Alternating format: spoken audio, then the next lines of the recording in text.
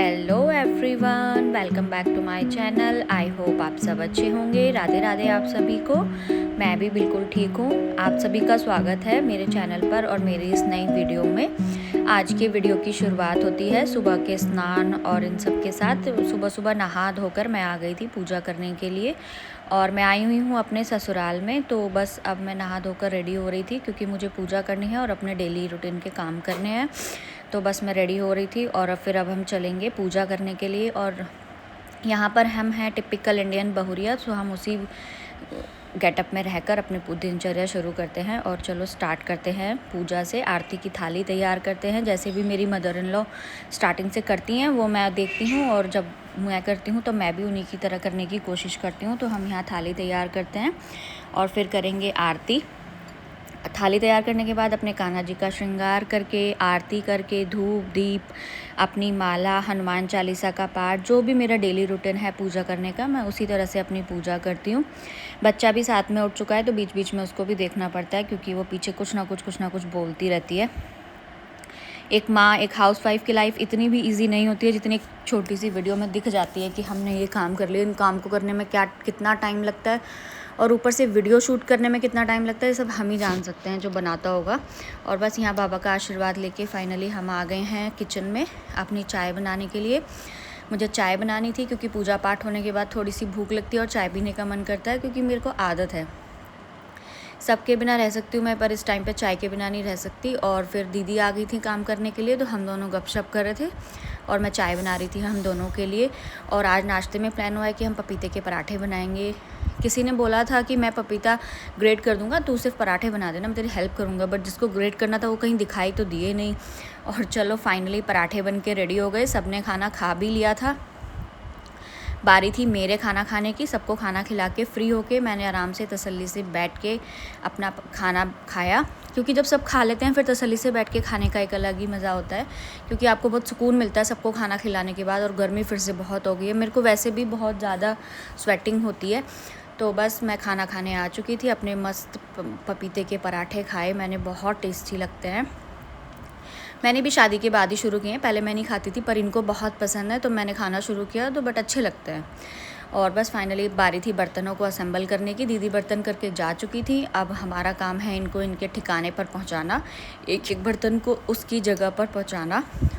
और बस मैं वही कर रही थी ताकि किचन थोड़ी संभली लगे। हमारी किचन ना बहुत छोटी है, तो मेरी मदर इन लॉ ने शुरू में ही बता दिया था कि बेटा इसको हाथों हाथ थोड़ा संभालते रहो तो फिर इतना फील नहीं होता, वरना काम करना मुश्किल हो जाता है। और ये चीज़ अब मुझे समझ आती है। हाँ, अगर आप थोड़ा सा भी खलेरा फैला के रखो तो फिर काम नहीं हो पाता। और यहाँ कपड़े धुल चुके थे, बर्तन तो पहले ही धुल चुके थे। यहाँ पे अब कपड़े धुल चुके थे, मैं उनको फैलाने आ गई थी। छत में भर के आ चुकी थी एक बार पहले से ही। जो बचे हुए थे मैंने बालकनी में डाले, क्योंकि इतनी धूप है ना कि आप कहीं भी डाल दो 1 घंटे में आपका कपड़ा करारा हो जाएगा। तो इतना कोई सोचने की ज़रूरत नहीं है कहाँ कपड़ा सुखाना है कहाँ नहीं। तो बस बालकनी में आ गई थी कपड़े फैलाने के लिए। कपड़े बहुत सारे हो रखे थे, क्योंकि कुछ हाथ से धुलने के होते हैं, कुछ ऐसे धुलने के होते हैं, कुछ वाइट होते हैं तो वो अलग धुलते हैं। हमारा एक कपड़े धुलने का एक अलग ही वो है, हमारा ट्रेंड है ना। हमारे पास ऑटोमेटिक सेमी दोनों तरह की मशीन है, पर हमें अपने तरीके से कपड़े धोने होते हैं। आधे हमारे सेमी में धुलते हैं, आधे हमारे ऑटोमेटिक में, और बाकी के आधे हमारे हाथ से धुलते हैं। और बस यहाँ फाइनली हमारे सामने वाले घर में शादी थी, तो हम उनकी घुड़चड़ी देख रहे थे, दोनों मम्मा बेटा यहाँ पे बैठ के। ये देखो, आप देख सकते हो उनके यहाँ बैंड बाजे बज रहे थे। बहुत मज़ा आया, बहुत टाइम बाद ऐसा कुछ देखने को मिला। और फाइनली टाइम हो गया था लंच का। हमने खाए पपीते के पराठे, तो सो हमने डिसाइड किया कुछ हल्का फुल्का खाते हैं, तो बस पुलाव बनाने का डिसाइड हुआ था। मैं वही छोक रही थी कि फटाफट तड़का लगा देती हूँ, 1 सीटी में बन जाएगा। उसके बाद जब भी कोई मांगेगा तो मैं फटाफट उसको दे दूँगी। और ऊपर से बच्चा भी छोटा है, कभी भी डिमांड आ सकती है, भाई ये खाना है वो खाना है, तो इसलिए प्रिपेयर रहना पड़ता है बहुत पहले से। तो बस उसका मैं पुलाव छोंक के और उसको गैस पे रख के फ्री हो गई थी कि चलो अब कुछ थोड़ा सा रेस्ट मैं करूँगी। वैसे रेस्ट हो नहीं पाता है, क्योंकि बच्चा घर में हो तो आप रेस्ट करने का सोच नहीं सकते। जब वो रेस्ट करता है तब आप रेस्ट कर सकते हो, बट उस टाइम हमें अपने 10 काम याद आ रहे होते हैं कि अरे ये सोएगा तो मैं ये करूँगी वो करूँगी। तो रेस्ट तो ऐसे प्रॉपर हो नहीं पाता है। कभी कभी हो जाता है, जब बहुत ज़्यादा थके हों तो मन नहीं करता, उसमें आपको काम स्किप करना पड़ता है कि चलो ये कल कर लेंगे।